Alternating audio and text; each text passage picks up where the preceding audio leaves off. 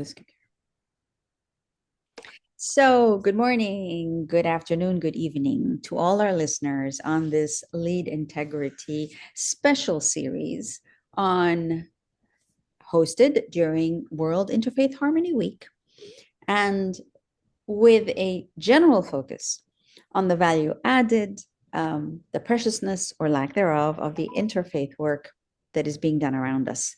I have the incredible privilege, and I'm deeply grateful to a longtime friend and colleague of this interfaith work, Dr. Beth Blissman, who has very kindly and very graciously agreed to dedicate some of her time today, and she doesn't have much of it, to speak with us about her work, to share her work. Remember, after all, Lead Integrity is founded by a group of faith-inspired women leaders in different arenas of public service to the public and common good. And Beth is one of those who has inspired me for a very, very long time working in this space. But I'm not going to speak so much about her. I'm going to read Beth's formal, here's what you can introduce me as. And then I'm going to ask Beth to speak herself to some of her absolutely amazing domains of work. And she's doing plenty in many different places. So good luck to her in having to speak to some of that. But I'm looking forward to listening very, very much. And again, a gentle reminder that this is on the occasion of World Interfaith Harmony Week. We're launching several of these conversations. And the overarching theme is to try to identify together in conversation and candid reflection the value added of interfaith work, collaboration, service, whatever we call it, in a very deeply contentious and divided world. So, who is our esteemed guest? Dr. Beth Blissman is a native of Western Pennsylvania. She currently serves as a representative to the United Nations for the Loretto Community, and she will tell us a wee bit more about that, as well as the Sisters of Charity of the Blessed Virgin Mary of, is it Dubuque? Dubuque, Dubuque, Iowa. Iowa, perfect. She has over 25 years of experience. Actually, that's a very modest estimate. We both know that. Plenty of experience as a practitioner-scholar in community-engaged teaching and learning in higher education, as well as a deep interest in permaculture, spirituality, and the fine art of worldview shifting. She's going to tell us all about that. Just a second.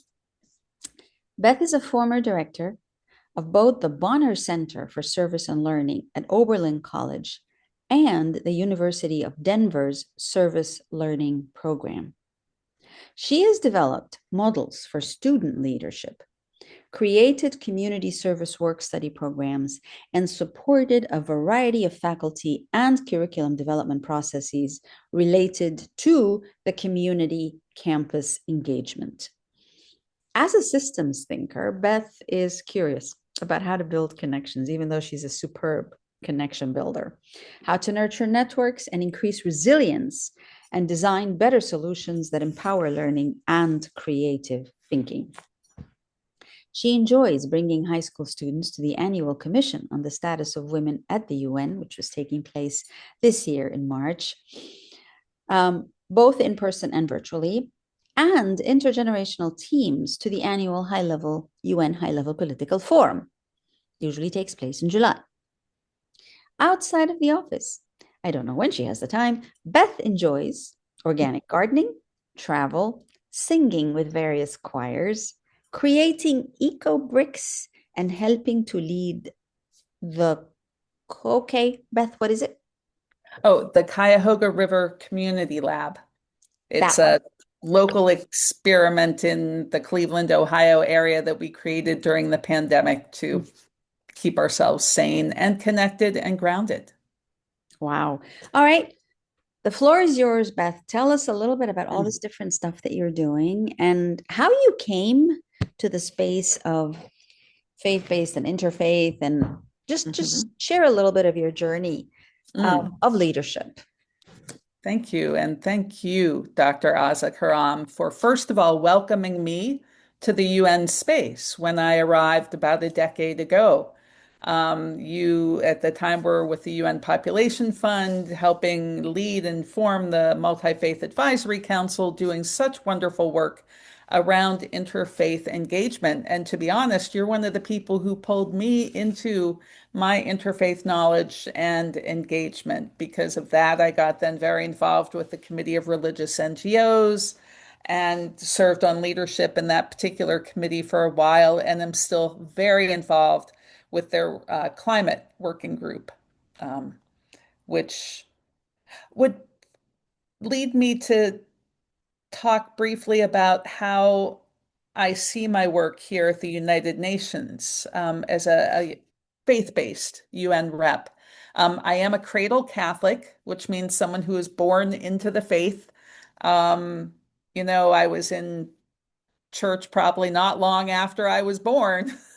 I was I was and I have a wonderful story from my mother about how when I was just old enough to walk, maybe 1.5 or 2 or whatever age children start walking, and I escaped out of the pew that my parents were sitting in and began walking up and down the aisles, waving, saying, "Hello, everybody." So I was a social child from day one, probably not too good at fitting into all the rules of Catholicism, which has been the story of my life. But fortunately, along the way, when I was in graduate school, I met the US-based Loretto Community, not the Institute of the Blessed Virgin Mary Loretto. They're an international order who's right now merging with the Congregation of Jesus, although I'm grateful to get to work with them as well. But I'm the UN representative for the US-based Loretto Community, and we also have sisters in Pakistan. Oh, okay. So even though I've not yet learned Arabic nor gotten to visit Lahore, I've learned a great deal from our Pakistani sisters. Uh, And so I deeply appreciate the global perspectives. I was not raised with a particularly global perspective. I was raised in a very small town in a very sheltered type of Catholic upbringing. Our main diversity was meeting the Protestants. Um, I did not grow up around any Jewish or Muslim colleagues or friends. I never had heard of the Baha'i folks until I got to the UN for the first time in 1997 to cover the Rio Plus Five gathering for my community. I was in graduate school at the time. Um, but truly, fortunately, my life has been a series of widening circles, to use a term that Joanna Macy, I believe, the wonderful Buddhist practitioner, scholar, and wisdom figure who passed on last year. I believe her autobiography was called Widening Circles, mm, and I can truly relate to that. My life has been so enriched by going beyond the comfort zone in which I was raised, right? I tried at first to be an engineer. Oh, Yes, I don't know if you know this. My undergraduate degree is in architectural engineering. I thought at first I might be an architect, or I tried my hand at it being a commercial lighting designer. But once again, it was like trying to fit a square peg into a round hole, and it had something to do with patriarchy. But I had no skill or ability at that point to understand structural systems. I had not, to that point in my life, learned any tools of analysis. So that's what kind of drove me into, I joke, it's what drove me straight into graduate school where I studied religion mhm. and religion and Interesting. social change, and Mm, then worked in higher ed, and then ended up as a UN representative, which takes us back to where you welcomed me, I remember, over a cup of tea at the mm. UN, your UNFPA office, I'll take which I whatever good memories there are. Thank you very much. Yes. which I deeply appreciate, and so appreciate conversing, dialogue, and convening with those who all agree that we have a singular planet with which to share our lives as humans. I know there are many people right now trying to get off of this planet. I may wish them well in their journeys, but I I'm mean, the very folks trying grateful. to go to the moon and other planets and stuff. Yes, and Mars, I think there's a whole colonizing Mars Right. crowd, and I say let them go. Godspeed, right? Um, but I'm deeply grateful here in the UN headquarters space to be able to work with people who are focused on the one planet that we share. And for me, within Catholicism, there has always been more of an earth-based vein, right? With Saint Francis and Saint Clare. And so I've always related to that. I've always talked to animals. You know, the beautiful thing about Catholicism is there are many different spiritual paths. Right. If you want to take the via positiva, where you see God, great, follow the via positiva. But there's also the via negativa, which I've also tried in my life. And I go off in a direction and it's like, oh, I do not see God. I do not hear God. I do not um, smell God or taste God. God is not on this path for me. And then we can shift and find out where God is, find out where God is not. And I deeply appreciate the Via Creativa, um, where we can evolve and grow Mm, as humans. I deeply appreciate that. And I appreciate the mystical traditions of all the different world religions. mm, Um, I've never officially had the opportunity to study world religions, but I've long been an informal student of all the different world religions. mm, And so appreciate the opportunity we have through events like the World Interfaith Harmony Week to dialogue and to celebrate, to connect spiritually with each other through worship or other opportunities over the years. So thank you very much for inviting me to this dialogue. I'm oh, honored to be spending time with you.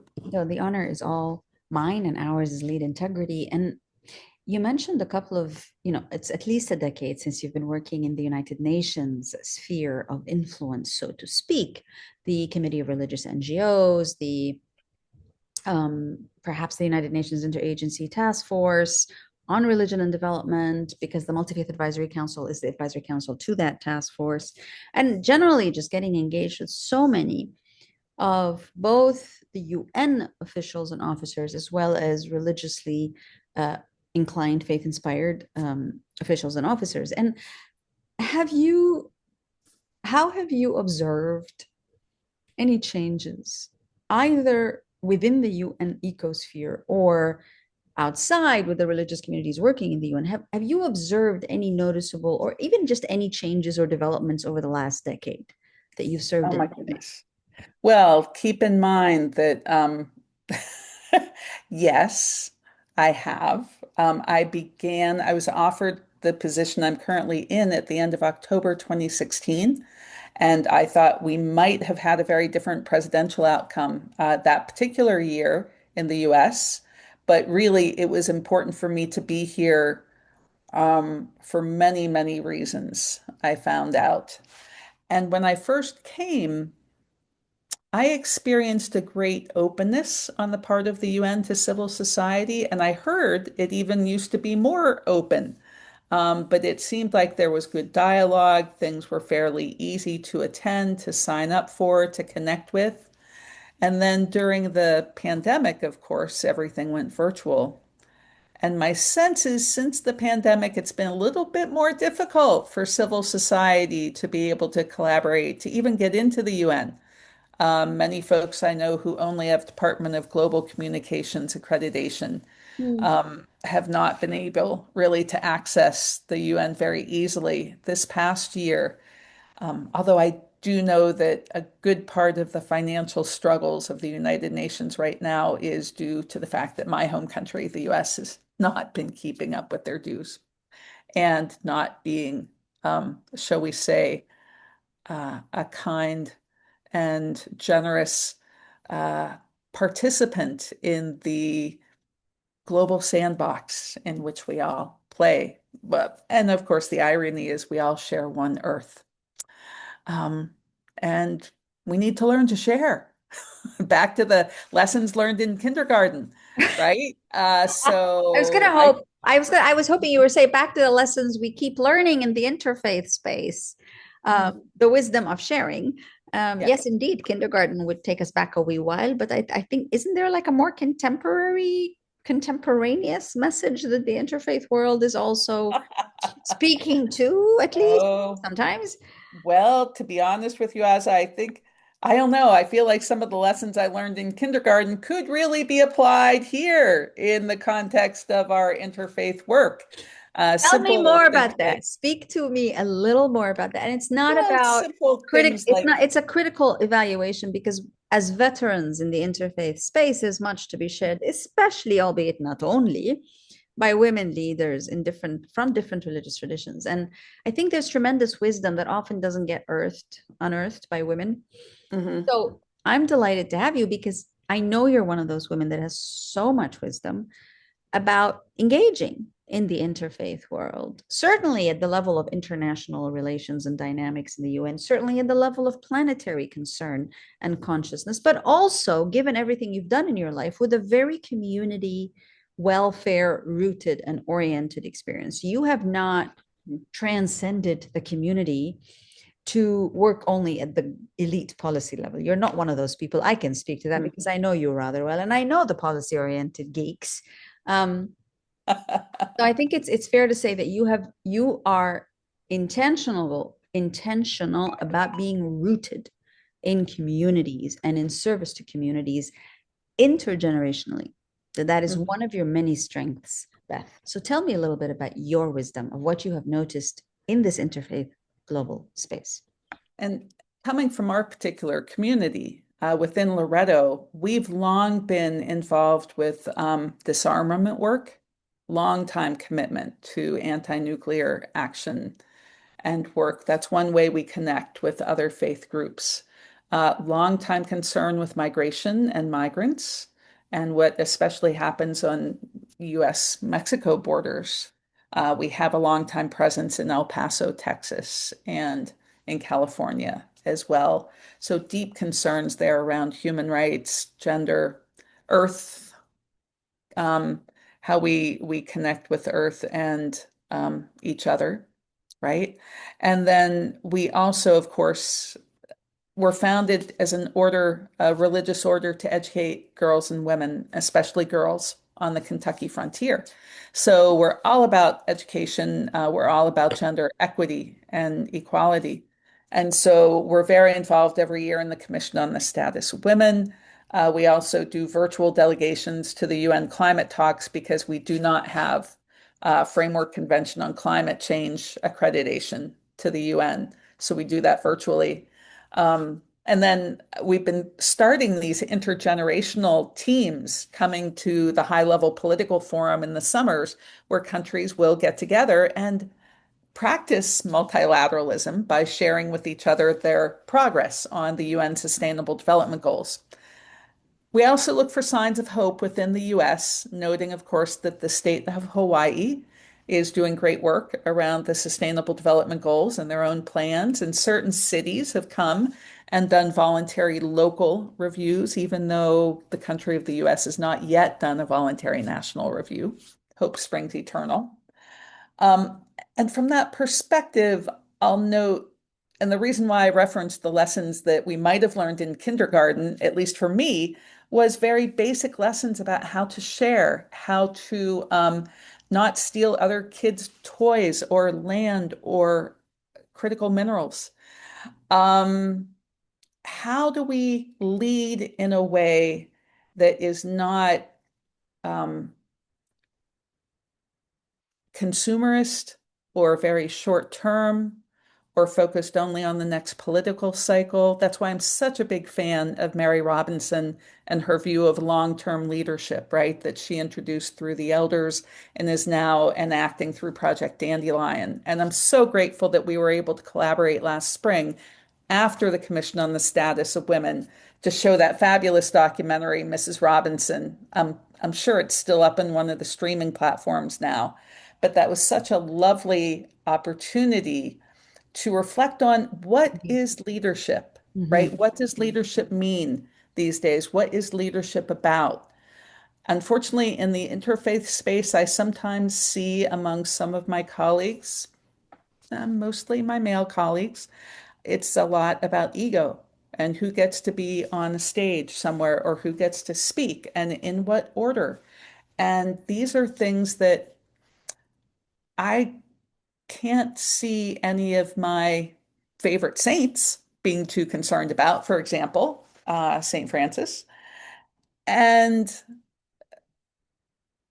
as we think about how those who are, the Agenda 2030 of the UN is all about assisting those who are left furthest behind, right? How do we leave no one behind? I think that is a brilliant vision, right, for 2030. And we talk about sustainable development. I've actually come to think that that term is one that we need to shift and change, right? Because sustainable is a very slippery term. It can be used in many different contexts, and especially in terms of agriculture, for example. Um, Sustainable agriculture is certainly better than short-term profit-driven agribusiness, but I prefer the term regenerative, right? How do we recognize that we all live nested within bioregions and watersheds on this beautiful planet that we have been, in a sense, mucking up, Mhm, right? mhm. I think it was probably Mary Robinson who I heard fairly recently talking about some work she's doing with some B corporations, some businesses that were noting that, right now we as humans spend well over $1 trillion every single year working against our own health and happiness through things like the fossil fuel lobby and Mhm. false solutions to the climate crisis, carbon scrubbers, and other things that might bring some short-term gain in the form of money to those who invest in them, but are not for the long-term health of both humans and all the other species with whom we share this beautiful planet. So when I talk about worldview shifting, I'm talking about how we as humans consider the context we're in, the type of world we want. And that, I guess, was a big phrase, wasn't it, when the Sustainable Development Goals were first created? The world, it was a hashtag, wasn't it? World we The want. world we want. Yes, yes, yes. And there's a hashtag now on the UN, we need, and the UN we want. Ah, Yeah. Um, I love the juxtaposition you made between sustainable and regenerative. I'm curious, what would you see as differences in the worldview of those who think regenerative, those who think sustainable? What would you see as the differences generally? Some aspects of these differences, perhaps, and do you see this also in the global interfaith world and ecosphere that you inhabit? mm-hmm. So one thing that you probably know about me, Aza, is that I love to eat. I love my food. I love, a good meal with friends and with family. And so for me, one of the lenses through which I explore many of these issues, of course, is food, right? And is it, processed food? Where does it come from? We have a huge problem with food waste here in the US. I mean, I think globally, we waste about a third of the food that's grown, around 35%. Here in the US, it's 35 to 40%. Wow. And especially in our large urban areas, we don't think circularly, right? And I was raised to think in a line. I was raised to think linearly, right?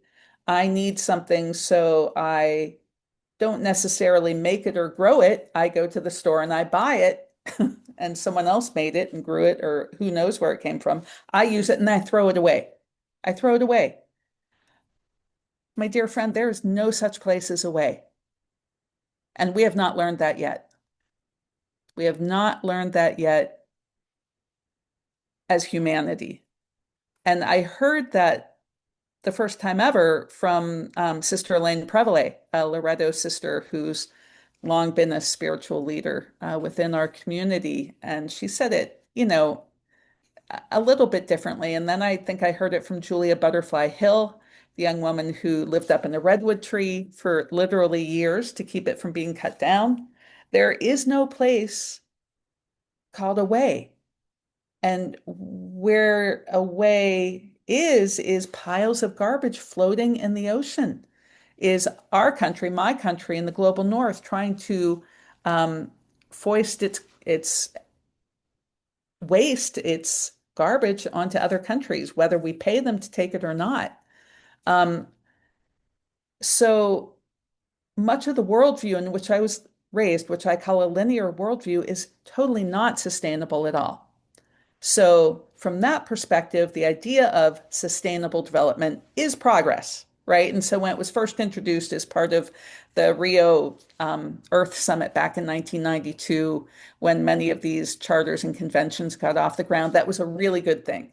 The idea of sustainable development. How do we do this in a way that maybe thinks in terms of more of a circular economy? And how do we, like the work of architect Bill McDonough, right? He says waste equals food, which is quite a radical thing when you think about it. Like, how do we turn our waste products into something else that would be usable in a way that is safe for all? Like, he worked with that great carpet company in the US to create carpet that could be at daycare centers that little children could nibble on and it wouldn't be toxic and it wouldn't kill them. You know, it would literally be safe for child consumption, right? And we can do this. We have the technology. We are a very, very creative species. Mhm. Just look at all the different world religions we've created, right? All around the world, all Right. these origin stories, all these stories of redemption, all these stories of what happens when you don't do right Mhm. Mhm. by other humans and by Earth, Mhm. right? We are so creative. Mhm. Yet, Fritos, we eat Fritos and Doritos and cheese puffs. What? Who invented that? Really? And fast food? These are travesties in my mind. I mean, really, how did we create some of the things we have created? And so for me, a regenerative perspective is thinking not just in terms of circular economy, but how do we make things better, Mhm. right? Mhm. How could I come into a piece of land um, uh, you know, outside the home where I currently live in Cleveland, Ohio, that has been dug up and fertilized and things have been grown there, or it's been left, um, alone. But how do I make that space better? How Mhm. can I grow rich soil full of microbes and mycelial connections? We're watching right now in the Twin Cities in Minnesota, the Mhm. self-organizing, the networks of networks, the mycelial connections among humans Mhm. that are keeping and protecting other humans, keeping them safer than they would be otherwise. Even though, unfortunately, we this month have also seen horrible deaths in the Twin Cities. But I think if we just paid more attention to how nature actually works, right? Mhm. The idea of biomimicry, a healthy forest, a healthy ecosystem gives us all the examples that we need to learn from. But it's not really been part of my religious upbringing, Mhm. but it could be. I Mhm. mean, it is in some of our more mystical spiritual traditions to connect with nature and learn from other species of life. And that's really what my spirituality has grown into more and more. How do we make things not just sustainable, you know, not just surviving, but thriving for Mhm. future generations, Mhm. right? Future generations of humans, future generations of all the other species of life with whom we share this planet. Because we all kind of sink or swim together, so to speak. Yes. And even though I must say and sort of confess to the fact that I do love an occasional Frito and Dorito and all that stuff, um, I take your points completely, absolutely, and I think you've articulated them beautifully. Um, and I wonder whether what we should be, what kind of a shift will it entail practically in practical stuff Mhm. um, in the interfaith world? Yes. What difference would a regenerative Mhm. worldview look like in an interfaith world versus a sustainable dialogue between religions, and which is the current state of interfaith? Right. What would a regenerative interfaith Mhm. engagement or set of engagements actually look like, do you think? Oh, this is an exciting question. Thank you. I think this is a question we carry with us, right? Mhm, mhm, Into this first year of the second quarter of this new century. mm, mm, It's all about perspective, right? It's all about how do we see and talk about mm. our context? Where are our starting points? Are our starting points human-centered, or might they be earth-centered or universe-centered? We live in an expanding 13.5 billion year old universe as well, which is not knowledge I grew up with. I don't think it was knowledge that humanity had when I was born, but we have it now. So, what's the dialogue between religion and science about our very context, our starting points for reflection? Um, yeah, these are great questions. I mean, when I think of who some of the folks I admire in the interfaith space and people who really, I think, are putting their energy and faith where they're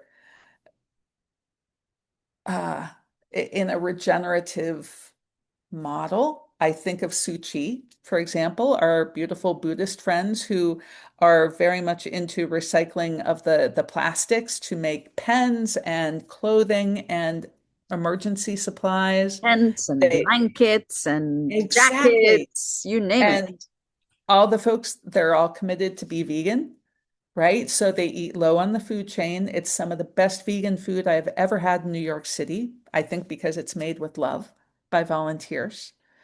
Um, they are kind of the whole organization is kind of like the Red Cross in Southeast Asia, right? If there are typhoons or other disasters, they show up. They're there. People take their bodies where needed. Um, and also within Catholicism, we have some great examples of some Catholic sisters and other faith-based groups that are forming intentional communities or have founded um, sustainable opportunities to engage with Earth, mainly through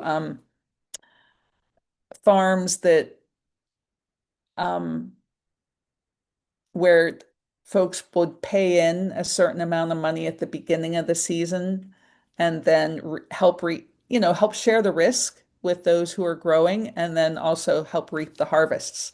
So to the degree that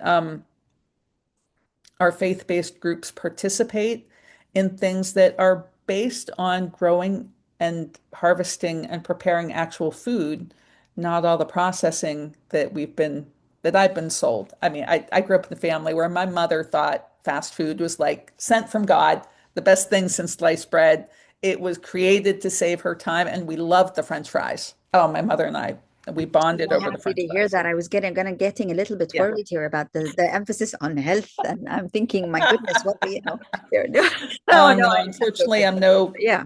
great role model there, but like, how do we talk about, right? And think about what we consume and how and why. How do we ritualize it? Hmm. Um, that is very important as well, and it's very connected to health, right?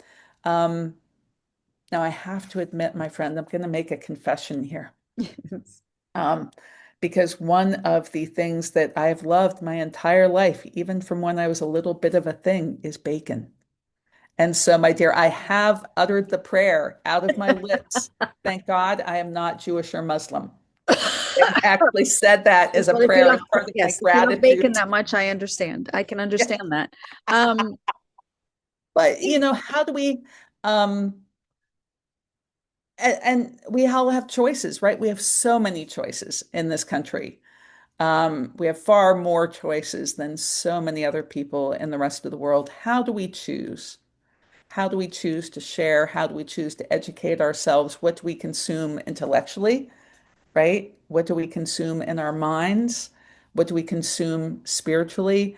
And the whole advent of social media and AI, which I don't even yet fully understand. And I hope we do have more interfaith dialogue about these media challenges, really, because of the misinformation that's being spread religiously as well as politically, as well as especially the danger to women and girls Hmm. posed by artificial intelligence and online grooming for human trafficking and sex trafficking.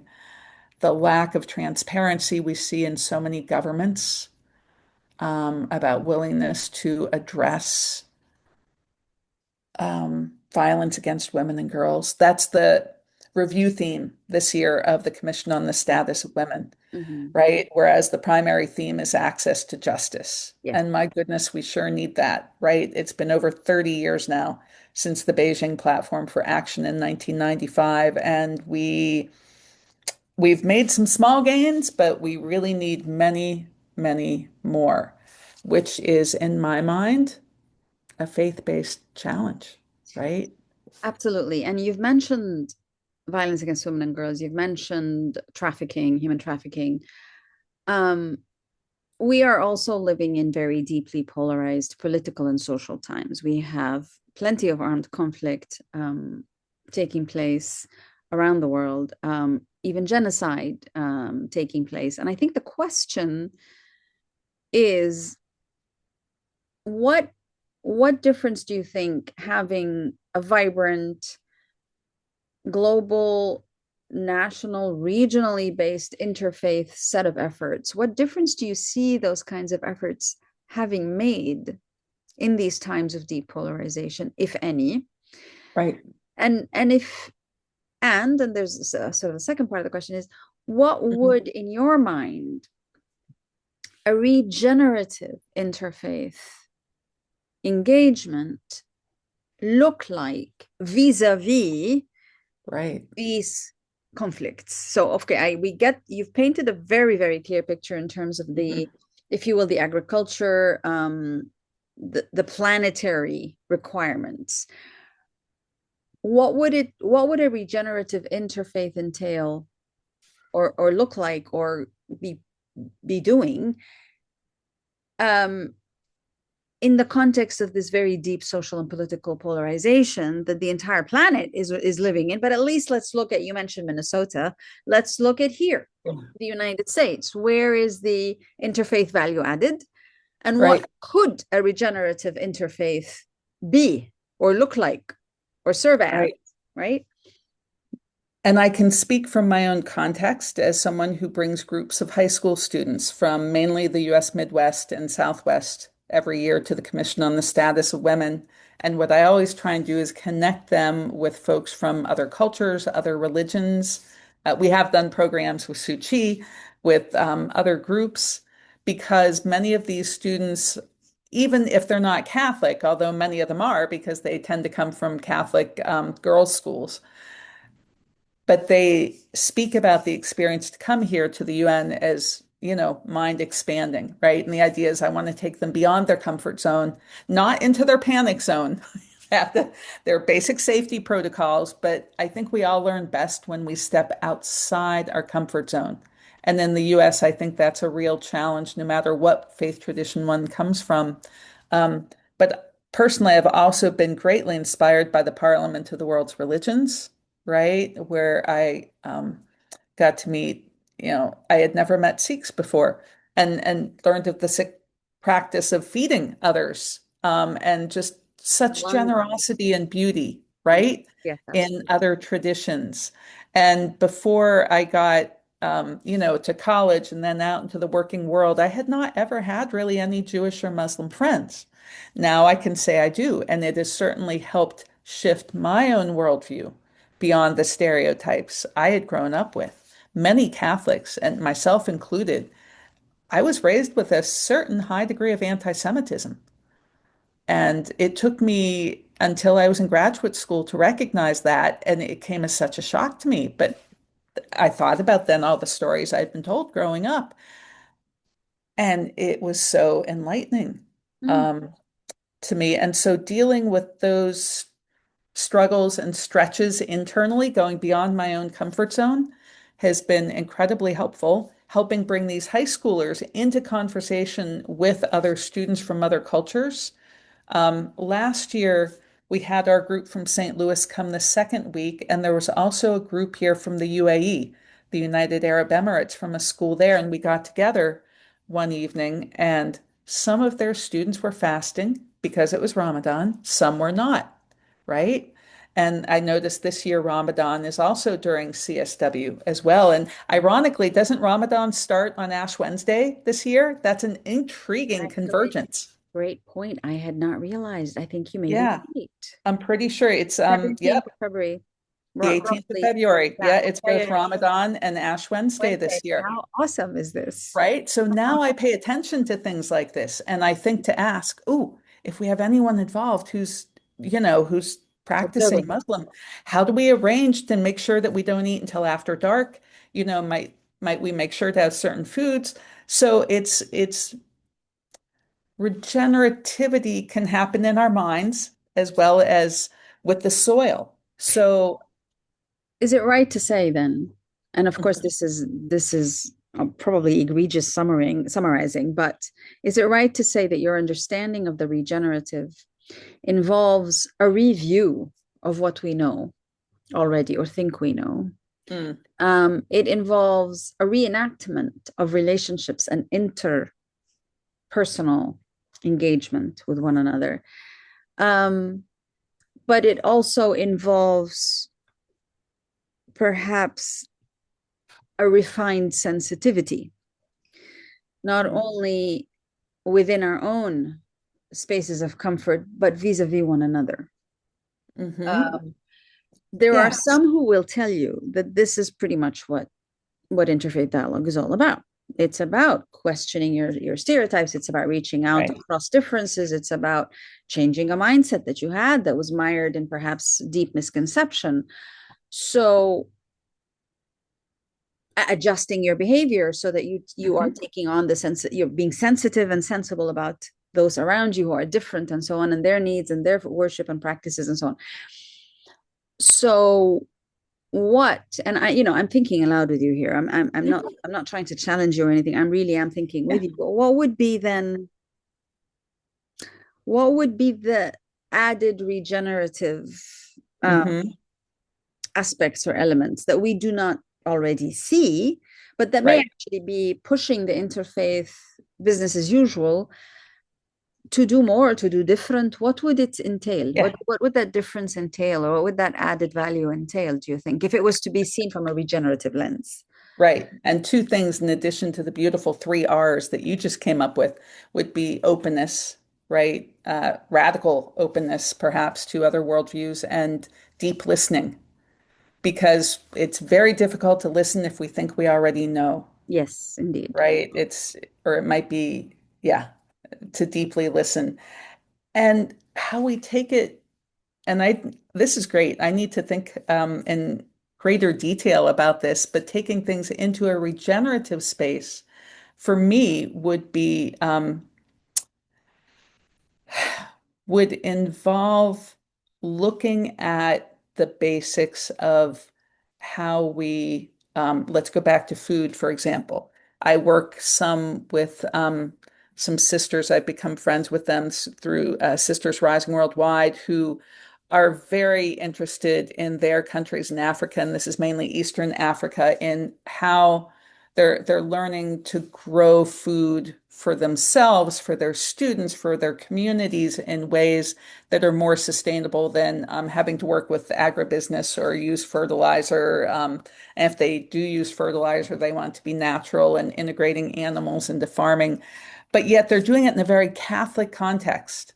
But what if we were to do that in more of an interfaith context? Because many other religious traditions, especially our indigenous brothers and sisters, have land management practices, have relationships with animals that are not just sustainable, right, and can sustain over time, but are actually regenerative, are leaving behind a better space, are collaborating across species, even Mm-hmm. to have more abundance. And truly, abundance, I've always seen abundance in nature. To me, that is how God has spoken to me from the very beginning through the Via Positiva of the abundance of sunshine, of, leaves in the fall, which turn into marvelous compost, right? When I get them together with our food scraps and my beautiful little red wiggler worms, who are my friends. Yes, I talk to them on occasion. Okay. Mm-hmm. And one of the first articles I ever read about permaculture actually was by a Catholic sister, Carol Costin, and Adrian Dominican. And the article was eggplants and earthworms. Because eggplants are heavy feeders. They take in a lot of the fertilizer and they pull a lot of nutrients out of the soil, Uh-huh. whereas earthworms produce their own weight every single day in usable compost. Seriously. Oh, yeah, yes. This is back in the 90s. So I was like, ooh, I want to be more like an earthworm than an Earthworm. eggplant for sure. And I always had a troubled relationship with eggplant. Only later in life have I learned to love eggplant and have it love me back. I just had some last night, actually. But anyway, how do We have that in we, common. We like eggplants. I'm glad. Yes. good, Okay, good. Mm-hmm. but truly, how do we learn to be regenerative, Yes. right? How do Yes. we make spaces better personally, right? When we leave? What if it's, I'm assuming it's not an inbuilt capacity to move from sustainable, well, business as usual to sustainable. That took a big shift. That took a big shift Exactly. itself in terms of policies, in terms of ways of thinking, in terms of engagement. It took a big shift to go from do development in a particular way towards sustainable development.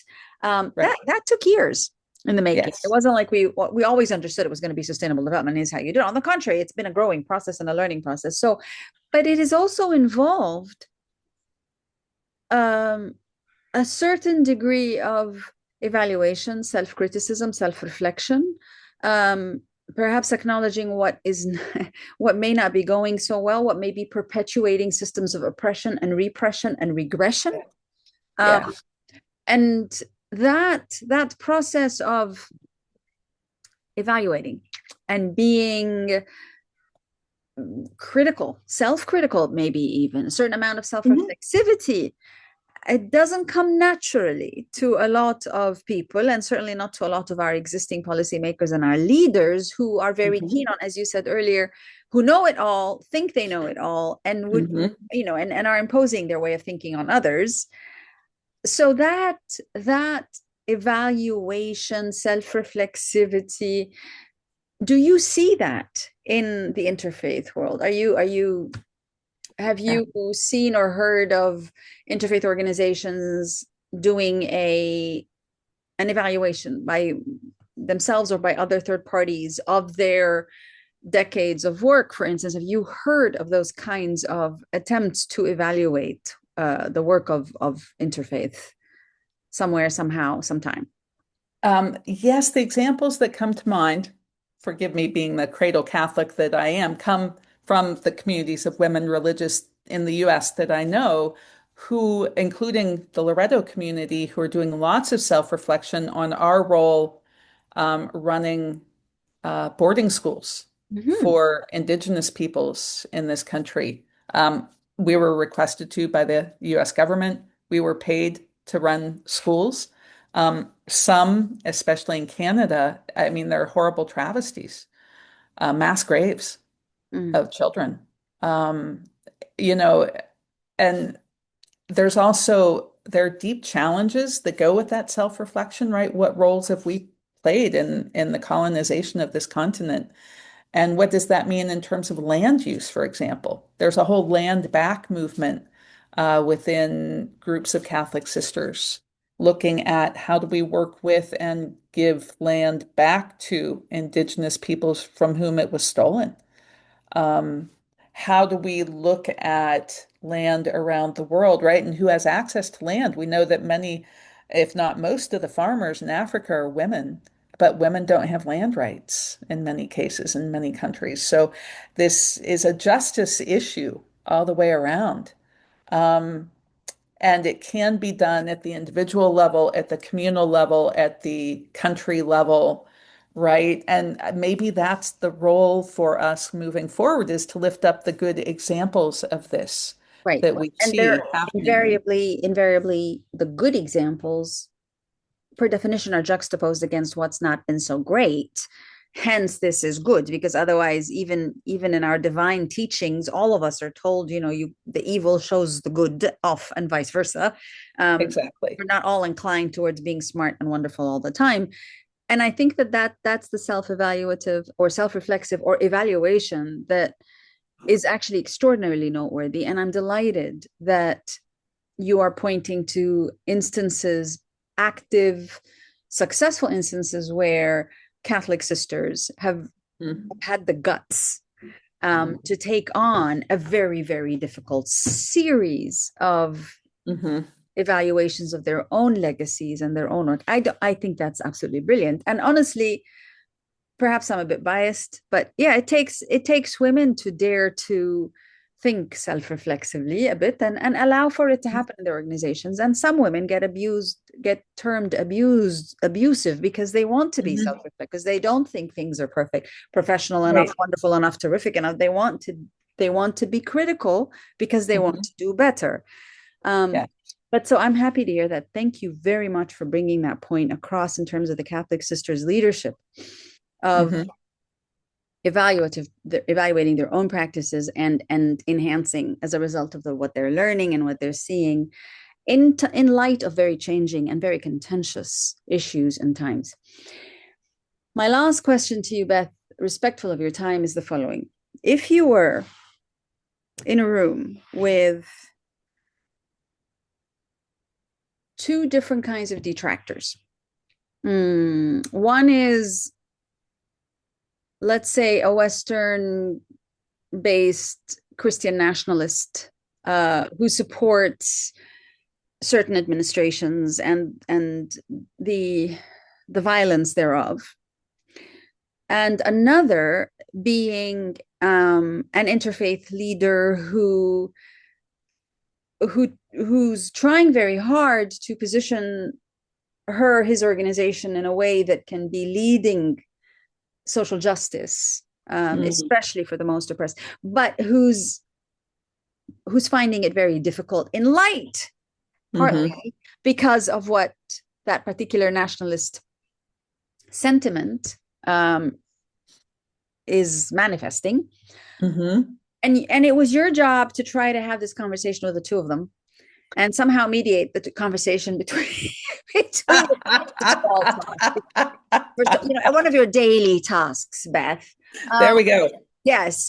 What would you say, Mhm. think, to Ah, either or both?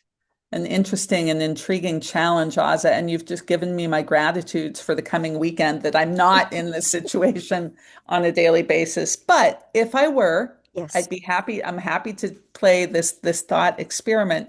To be honest with you, depending on what season was, I would start talking food and seasonality, right? If it were in the fall, we would talk about harvests. This time of year, winter into spring.